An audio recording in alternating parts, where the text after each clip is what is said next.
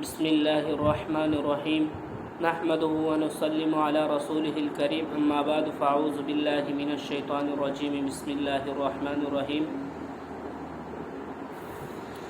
قال تبارک وتعالی فی الکلام المجید وَأَنَّ الْمَسَاجِدَ لِلَّهِ فَلَا تَدْعُوا مَعَ اللَّهِ أَحَدًا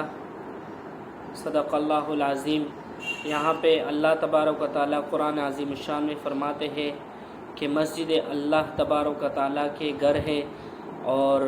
نہیں پکارو اللہ تبارک و تعالیٰ کے ساتھ کسی اور کو۔ وَأَنَّ الْمَسَاجِدَ لِلَّهِ، بے شک مسجد اللہ تبارک و تعالیٰ کی ہے، فَلَا تَدْعُوا، مت پکارو، مع اللہ، اللہ کے ساتھ، احدہ، کسی ایک کو۔ کچھ گداگر اور کچھ پیشاور لوگ مسجدوں میں بھیک مانگتے ہیں اور اپنی ذات کے لیے بھیک مانگتے ہیں اور اس میں دین کا کوئی مقصد نہیں ہوتا ہے، بس اپنی بے بسی اور لاچاری کو مسجد میں ظاہر کرتے ہیں، لوگوں کے سامنے اپنے آنسو پونچھتے ہیں اور بھیک مانگتے ہیں۔ یہاں پر اللہ تبارک و تعالیٰ نے ایسے بھیک مانگنے کو منع کیا ہے، اور پکارنا بھیک تو دور کی بات ہے کہ مت پکارے اللہ تبارک و تعالیٰ کے ساتھ کسی اور ایک دوسرے کو، کہ یہاں پہ اللہ پاک نے منع فرمایا ہے کہ اس لوگوں کو بھیک دینا بھی نہیں چاہیے۔ جو لوگ اس کو بھیک دیتے ہیں اور اس کو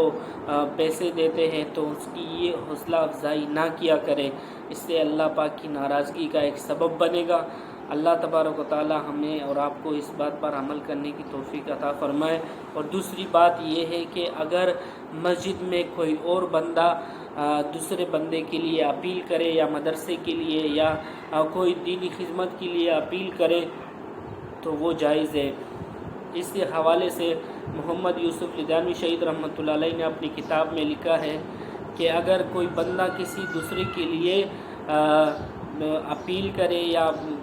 کچھ درخواست کرے وہ جائز ہے،